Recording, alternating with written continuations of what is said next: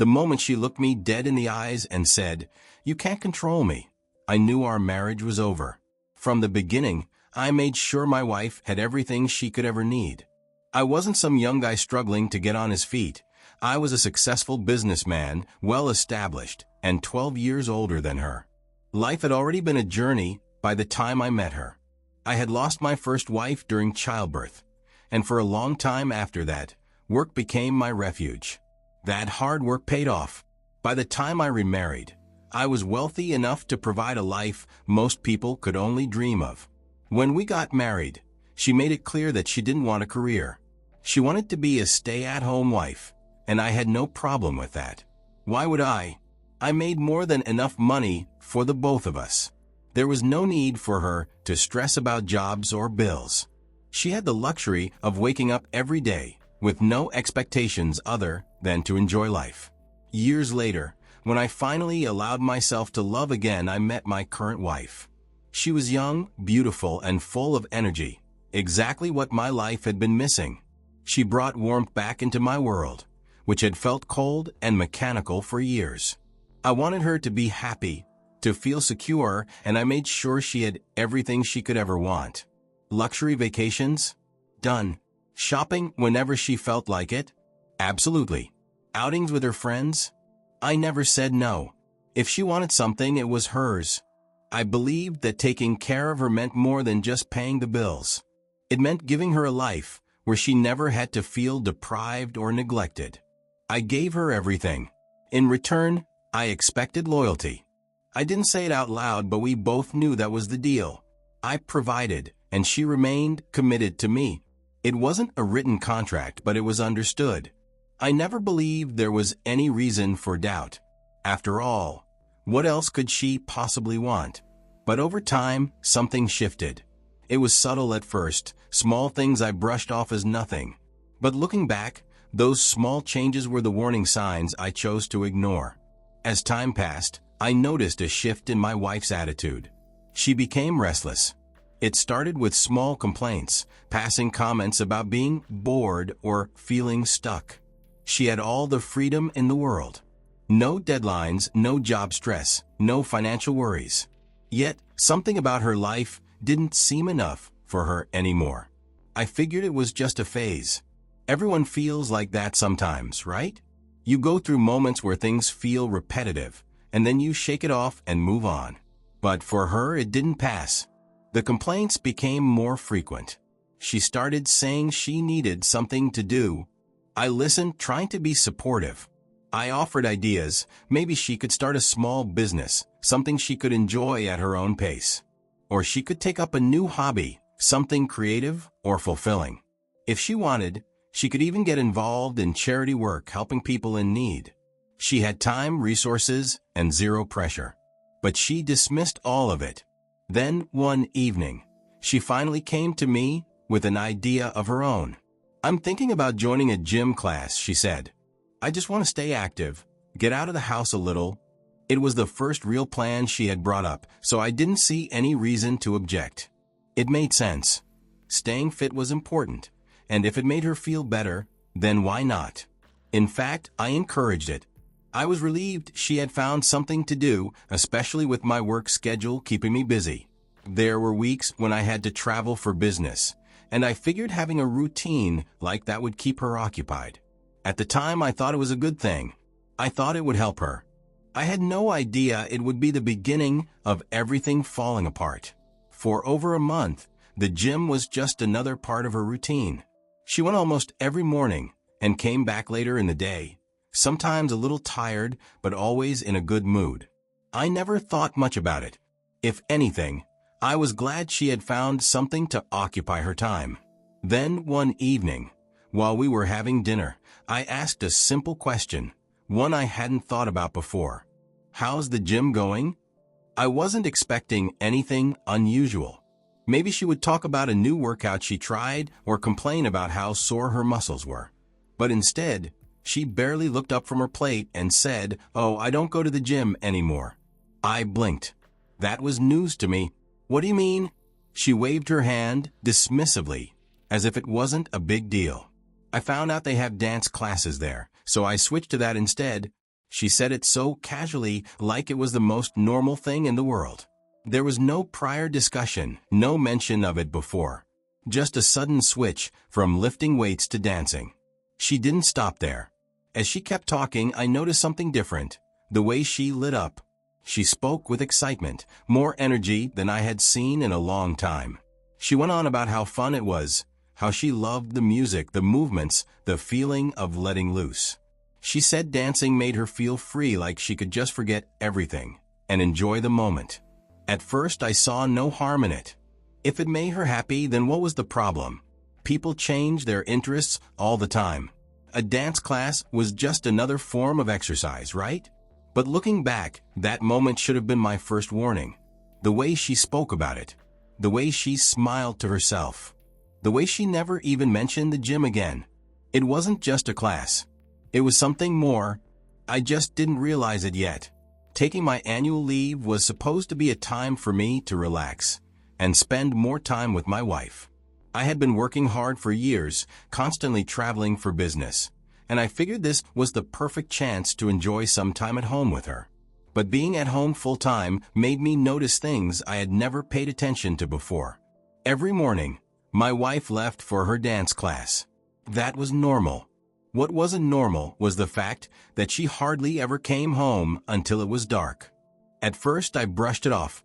Maybe she was just enjoying herself, spending time socializing after class. But as the days passed, I started to feel like something wasn't right. Before, I was too busy to notice.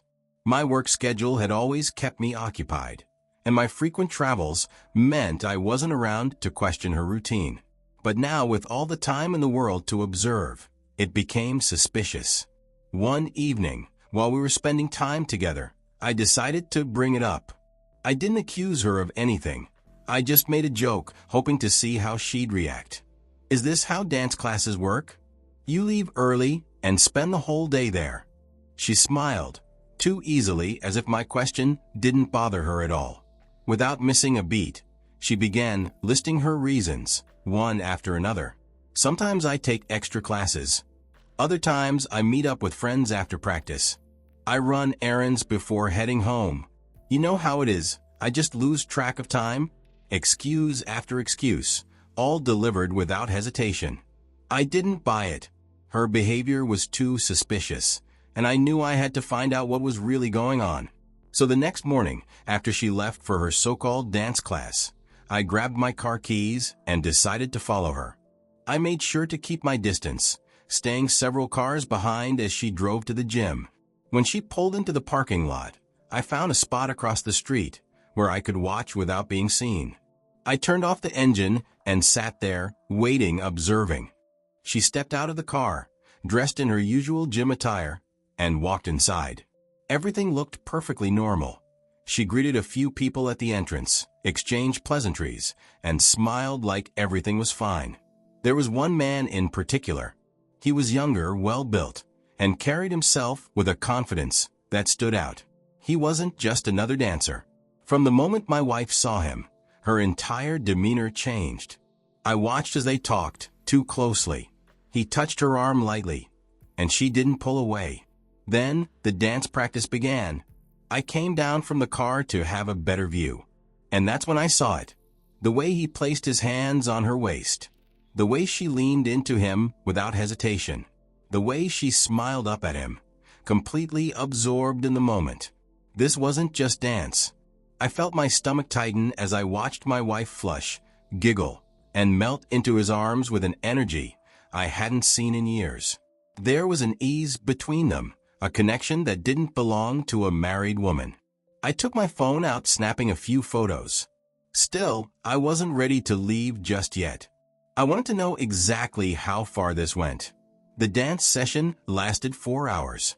I asked someone nearby how long classes typically lasted, and they confirmed 4 hours was the longest session offered. Fine. So, why didn't she come home after? I remained in my hidden spot, waiting, watching. Once practice was over, I saw her walk out with him, still chatting, still laughing, still completely comfortable in his presence. And then, instead of heading to her car alone, he followed her. She unlocked the doors, and he jumped into the passenger's seat without hesitation. Then they drove off together. I sat there, feeling something inside me shift. I drove home, telling myself maybe she would come back early this time. But no. She came home late just like always, walking in as if nothing had happened. And in that moment I knew. She wasn't just going to dance class. She was building a life outside of our marriage. That evening, when she walked through the door, I didn't waste a second. I had spent the entire day replaying what I had seen, thinking through every possible explanation. But no matter how I framed it, the truth was clear. She was too close to that man, and whatever was happening between them wasn't just about dancing. I sat in the living room waiting. The moment she stepped inside, I spoke. "Who is he?" My voice was calm, steady, but firm. She stopped mid-step, frowning as if she had no idea what I was talking about. "Who?" she asked, tilting her head slightly, playing dumb. I didn't bother with small talk. I pulled out my phone and held it up, the screen glowing with the photos I had taken earlier. Clear images of her and that man at the dance studio, laughing, standing close, his hands on her waist as they danced like lovers. "This guy," I said, keeping my eyes locked on hers. "The one you seem so comfortable with." For a split second, something flickered in her expression. Shock, hesitation, maybe even guilt. But it disappeared just as quickly. Instead, she crossed her arms over her chest and rolled her eyes, her stance shifting from surprise to defense. "Are you seriously spying on me now?" she snapped, her voice laced with irritation. "You're being ridiculous." Her dismissive tone only made my anger rise. She didn't even deny it. No reassurance. No attempt to explain why she had been with him for hours after the dance session ended. Instead, she was trying to turn the situation on me, as if I was the problem for following her, not her for what she had been doing. I wasn't going to argue. I wasn't going to let her twist the truth. I took a deep breath and kept my voice level. "If you want this marriage to continue, you have to stop the dance classes." Immediately, she stared at me, her face unreadable. Then, slowly, she smirked. She stepped closer, looked me straight in the eyes, and said 4 words that made my blood run cold. "You don't control me." Then, without another word, she turned on her heel and walked away, leaving me standing there. At that moment, I realized something. This wasn't just about the dance. This was about us. And maybe there was nothing left to save. The next morning, as she got ready to leave, I sat at the dining table, drinking my coffee and watching her. She moved with the same carelessness as always, acting as if last night's conversation had never happened. I let her go through her usual routine, waiting until she was just about to step out the door before I spoke. "If you go to that class today, don't bother coming back." My voice was steady and clear, no anger, no pleading, just a simple statement of fact. She paused for a second, her hand on the doorknob. Then, without so much as a glance in my direction, she pushed the door open and walked out. No hesitation, no second thought. That was it. The moment the door shut behind her, I picked up my phone and started making the calls. First, the locksmith. By the end of the day, she wouldn't be able to walk back into this house like nothing had happened. Then, my account manager. The credit card she used, the one tied to my bank account, frozen. No more luxury on my dime. Finally, my lawyer. I wanted the divorce process started immediately. She had signed a prenup before we got married. If we didn't reach 10 years, she walked away with nothing. We were just shy of that mark. I was done playing the fool. That evening, my phone wouldn't stop buzzing, call after call, message after message. At first, the texts were angry. She called me petty, insecure, and controlling.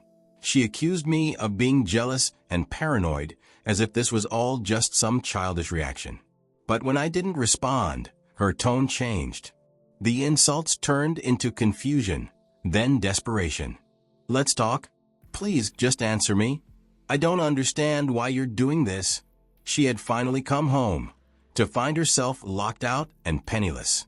She tried calling again, her name flashing on my screen over and over. I let it ring. I didn't pick up. For the first time, she was feeling the consequences of her actions. My lawyer had assured me that the divorce papers would be ready within the week. If she wanted to fight, I was more than ready. But if she had any sense left, she'd sign them and walk away quietly. Either way, she was no longer my problem. I had given her everything, a life of comfort, security, and love. And still, she chose to betray me. The signs had been there, but I wanted to believe it was just my imagination. I needed undeniable proof, so I hired a private investigator. It didn't take long for him to confirm what I already knew deep down. She had been having an affair with that young guy from the dance class. He showed me evidence that left no room for doubt. She had never just been dancing. When she realized she could no longer access the house, she didn't wander the streets or reach out to family. No, she went straight to his place. That told me everything I needed to know about where her heart had been all along. She had made her choice, and now she was living with the consequences. She thought she could walk all over me, disrespect our marriage, and still come home to the life I built for her. But she learned the hard way. Every action has a price. So, what do you think? If you were in my shoes, what would you have done? Would you have given her another chance? Or would you have walked away like I did? Let me know in the comments. And if you enjoyed this story, don't forget to like, share, and subscribe for more stories like this.